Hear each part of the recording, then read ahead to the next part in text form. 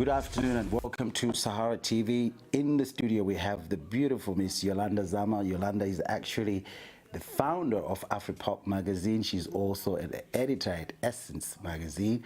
And right now AfriPOP actually encompasses what's new and what's next in the global African culture.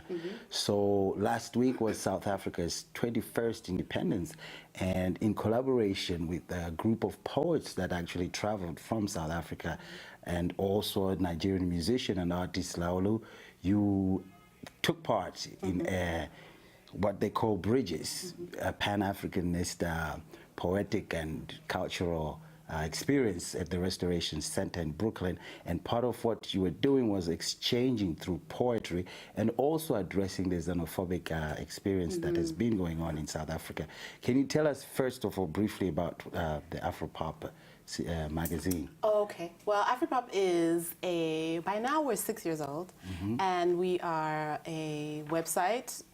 We started off as a website, but I think now it's kind of like everyone else. After 6 years, you kind of become sort of a community of like-minded Africans. A lot of us are outside of the continent, so it's a way for us to sort of hold up a mirror to, you know, our amazing things that are happening on the continent and everywhere, the diaspora, in music, art, culture, poetry, everything. Yeah, so that's AfriPOP. Okay, great. So last week, we'll just go straight into the experience. You had 8 South African poets that actually traveled through the coordination and organization of a lady called Wima Harris, who's an African-American, who's actually been taking groups of people to South Africa and experiencing the culture and the tradition of South African.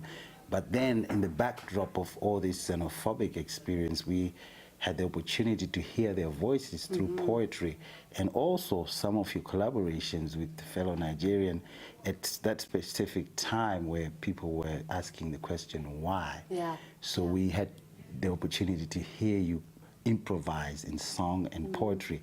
Can you tell us what it meant for you as a South African? I think for me, to begin with, to have the 8 poets there was just so enlightening, because sometimes we talk about youth and we think, oh, please, they're just too concerned with, like, I don't know, their phones or Facebook, but then to see young people, some of them were like 18, 19, to see the way that they see the world and the way that they're capturing the South African experience. And it was just so powerful. You can attest to that.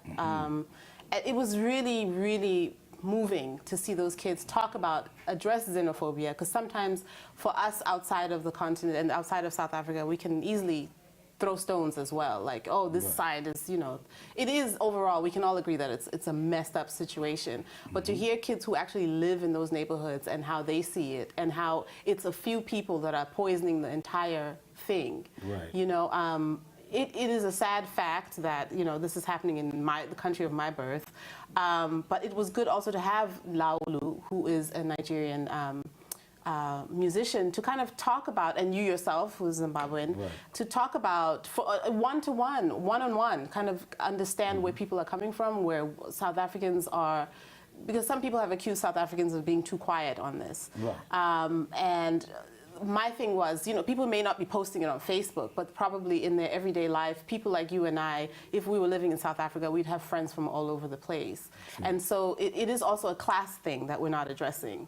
You know, if I'm in South Africa, one of my good friends is from, you know, Congo, so it's a different class of people, and I hate to use that word, but Fungai, you'll help me out. But it is a reality that it's people living in the you know, sort of in the shanties, you know, and they are not necessarily as, we like to throw stones as well and say, oh, those people are doing this, and we all should be talking about this. And I remember from a speech that was recently said by Graça Machel, the former wife of, you know, Mozambican president and also Nelson Mandela. She said, I am Zimbabwean, I am Zambian, I'm Mozambican, I'm African. So she was also responding to the murder of a Mozambican national that was actually captured on video, stage by stage. To see that the guys that did that are actually unemployed youths who are young themselves, you know, and all of them lined up in front of the judge and everything. Wow. You just feel the pain because Yeah. now it's like a second death. And you know, that Mozambican man was not taking their job. No, he really wasn't. Yeah, He wasn't. because they're not employed. So now let's talk about your musical experience. You actually performed 2 beautiful songs, and then you also wind up in, doing an improv where you brought the artists, the poets, and yourself and Laulu creating the melody and the music on the spot. How was that experience?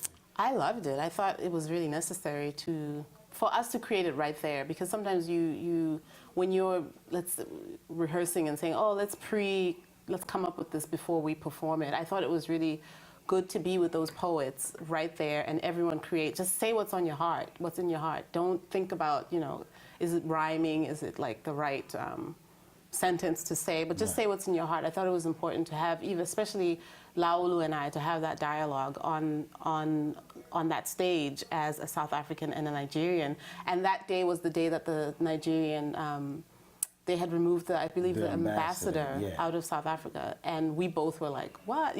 Our response. So it was an artistic way to kind of respond to what was happening. South Africa did not take it. They did not take it. That the Nigerian government actually withdrew its ambassador from the country. It wasn't very clear what the reason behind it was, but I guess it was as a result of the xenophobic attacks, and also the South African government is being blamed for taking its time in response to this scourge, because it happened again in 2008.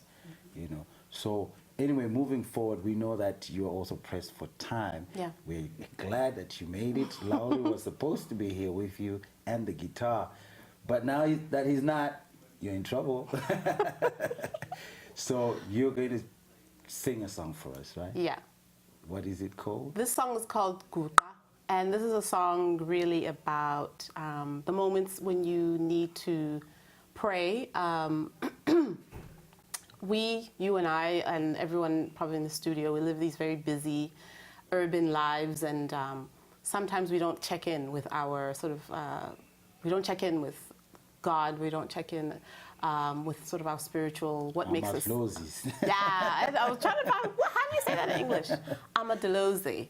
Amadalozi, your ancestors. So this song is about sort of celebrating those moments, taking those moments to celebrate your ancestors. Okay, so Yolanda Zama, it's all up to you. Okay. All right. Kupa. Madoda kanti nhluphe kwiphela nini, kudala besixelela ukuba masifunde, kodwa engathi izinto zam azifuni ukulunga. When there's nowhere else to reach, I look down.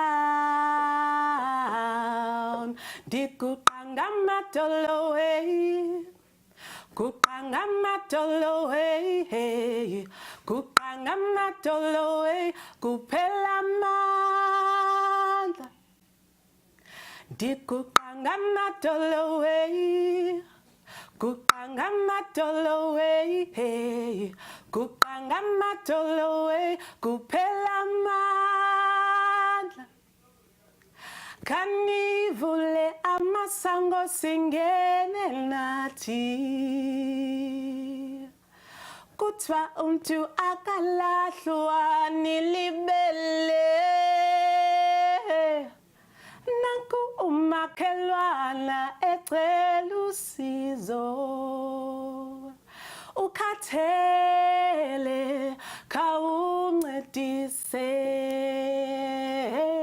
ngokupanga amadolo hey, kupanga amadolo hey, kupanga amadolo hey, kuphela amandla, ngokupanga amadolo hey, kupanga amadolo hey, kupanga amadolo hey, kuphela amandla.